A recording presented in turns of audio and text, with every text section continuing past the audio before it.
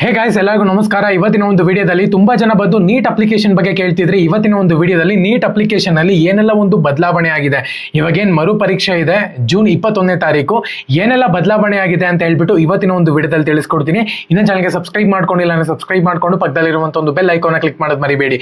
ಬನ್ನಿ ಬಿಡೋಣ, start ಮಾಡೋಣಂತೆ. Neat ಬಗ್ಗೆ ಏನೆಲ್ಲ ಅಪ್ಡೇಟ್ ನಿಮಗೆ ಬೇಕಾಗಿತ್ತು ಅಂತ ಹೇಳೋದಾದ್ರೆ ನಮ್ಮ ಒಂದು ಟೆಲಿಗ್ರಾಮ್ ಚಾನಲ್ಗೆ ಜಾಯ್ನ್ ಆಗಿ, ಡಿಸ್ಕ್ರಿಪ್ಷನ್ ಲಿಂಕ್ ಹಾಕಿರ್ತೀನಿ, ಪ್ರತಿಯೊಬ್ಬರು ಕೂಡ ಜಾಯ್ನ್ ಆಗೋದು ಮರಿಬೇಡಿ. ಓಕೆನಾ? ಸೊ ಮೊದಲನೇದಾಗಿ ನೀಟ್ UG 2026 ರೀ ಎಕ್ಸಾಮು ಅಫಿಷಿಯಲ್ ಕನ್ಫರ್ಮ್ ಆಗಿದೆ ಅಂತಾನೆ ಹೇಳ್ಬೋದು, ಜೂನ್ 21ನೇ ತಾರೀಕು. ಸೊ ಪ್ರತಿಯೊಬ್ಬರಿಗೂ ಕೂಡ ಆಲ್ ದ ಬೆಸ್ಟ್, ಚೆನ್ನಾಗಿ ಪ್ರಿಪ್ರೇಷನ್ ಆಗಿ. ಸೊ ಏನೆಲ್ಲ ಇಂಪಾರ್ಟೆಂಟ್ ಪಾಯಿಂಟ್ಸ್ಗಳಲ್ಲಿ ನೀವು ಗಮನದಲ್ಲಿ ಇಟ್ಕೋಬೇಕು, ಏನೆಲ್ಲ ಚೇಂಜಸ್ ಆಗಿದೆ ಅಂತ ಹೇಳ್ಬಿಟ್ಟು ತಿಳಿಸ್ಕೊಡ್ತೀನಿ ನೋಡಿ.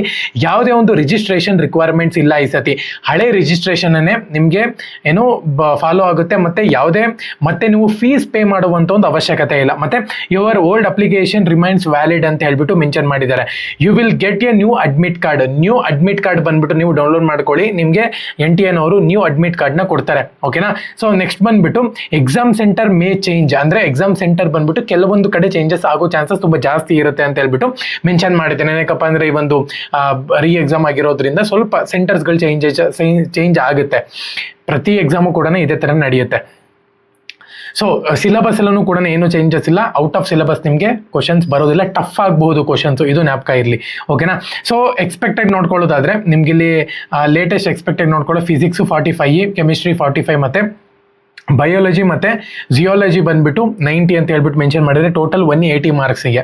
ಅದಾದ್ಮೇಲೆ ಟೋಟಲ್ ಮಾರ್ಕ್ಸು 720 ಅಂತ ಹೇಳ್ಬಿಟ್ಟು ಮೆನ್ಷನ್ ಮಾಡ್ಕೊಂಡಿದ್ದಾರೆ. ಮತ್ತೆ ಡ್ಯೂರೇಷನ್ ನಲ್ಲಿ ಸ್ವಲ್ಪ ಬದಲಾವಣೆ ಆಗಿದೆ ಅಂತಾನೆ ಹೇಳ್ಬೋದು. ಇವಾಗ 2 ರಿಂದ 5 ತನಕ ಏನ್ ಎಕ್ಸಾಮ್ ಇತ್ತು, 15 ಮಿನಿಟ್ಸ್ ನಿಮಗೆ ಜಾಸ್ತಿ ಕೊಟ್ಟಿದ್ದಾರೆ ಅಂತಾನೆ ಹೇಳ್ಬೋದು. ಏನೆಲ್ಲ ಡಾಕ್ಯುಮೆಂಟ್ಸ್ ರಿಕ್ವೈರ್ಮೆಂಟ್ ಇರುತ್ತೆ ನೀವು ಎಕ್ಸಾಮ್ಗೆ ಎಂಟರ್ ಆಗಬೇಕು ಅಂತ ಹೇಳೋದಾದ್ರೆ, ಸೊ ನೀವು ಸ್ಟಾರ್ಟಿಂಗ್ ನಲ್ಲಿ ಹಿಂಗೆ ನೀಟ್ ಎಕ್ಸಾಮ್ ಬರ್ದಿರೋ ಅದೇ ತರನೇನೆ ಫ್ರೆಶ್ ಅಡ್ಮಿಟ್ ಕಾರ್ಡ್ ನಿಮ್ ಕೈನಲ್ಲಿ ಇರಬೇಕಾಗುತ್ತೆ. ಒಂದು ವೇಳೆ ಪಾಸ್ಪೋರ್ಟ್ ಸೈಜ್ ಫೋಟೋ ಇತ್ತು ಅಂತ ಹೇಳಿದ್ರೆ ಇನ್ನೂ ಒಳ್ಳೆಯದು. ಒಂದು ಇಟ್ಕೊಂಡಿರಿ, ಜಾಮೆಟ್ರಿ ಬಾಕ್ಸ್ ಅಲ್ಲೇನ ಅಥವಾ ಪೌಚ್ ಅಲ್ಲೇನ ಇಟ್ಕೊಂಡಿರಿ.